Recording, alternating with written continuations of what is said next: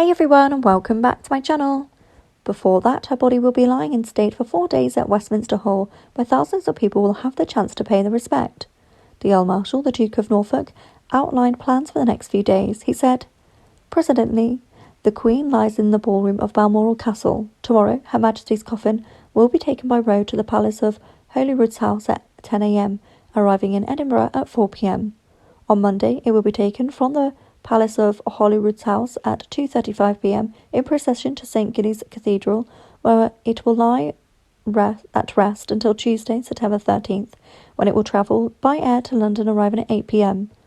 On Wednesday, September 14 at 2:22 p.m, the coffin will be moved to Buckingham Palace at Westminster Hall for lying in state, which will end on the morning of the Saturday state funeral. On Monday, September 19th at 10:44 a.m, the coffin will be taken in procession from the Palace of Westminster to Westminster Abbey, where the state funeral service will take place.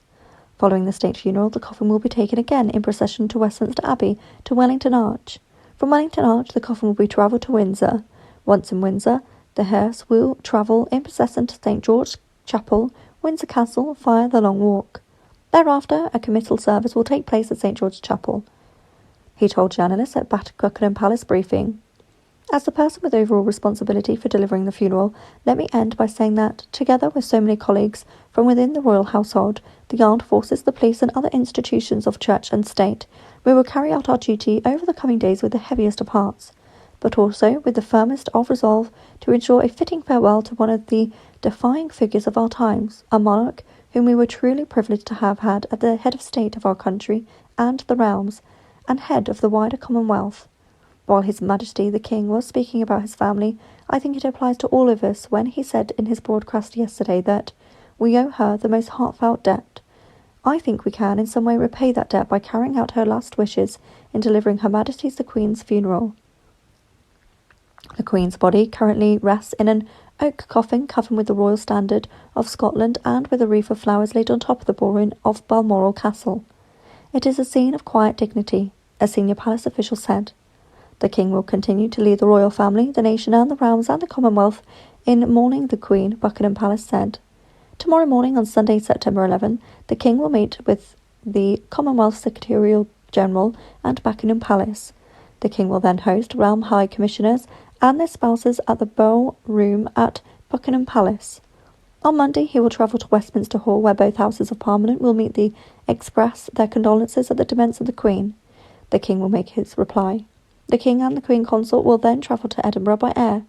Their Majesties will travel first to the Palace of Holyrood House. There, the King will inspect the Guard of Honour. The ceremony of the keys in the forecourt of the Palace of the Holyrood House will follow. The King will then attend a service of prayer and reflection for the life of the Queen in St. Giles Cathedral before returning to Holyrood. At the palace, the King will have an audience with the First Minister, followed by an audience with the presiding officer of the Scottish Parliament. The King and the Queen Consort will then attend a Scottish Parliament to receive a motion of condolence. The King will make his reply. That evening, the King will hold a vigil with members of the royal family at St. Giles Cathedral. The next morning, on Tuesday, September 13, the King and Queen Consort will travel by air to Belfast, and then on to Hillsborough Castle.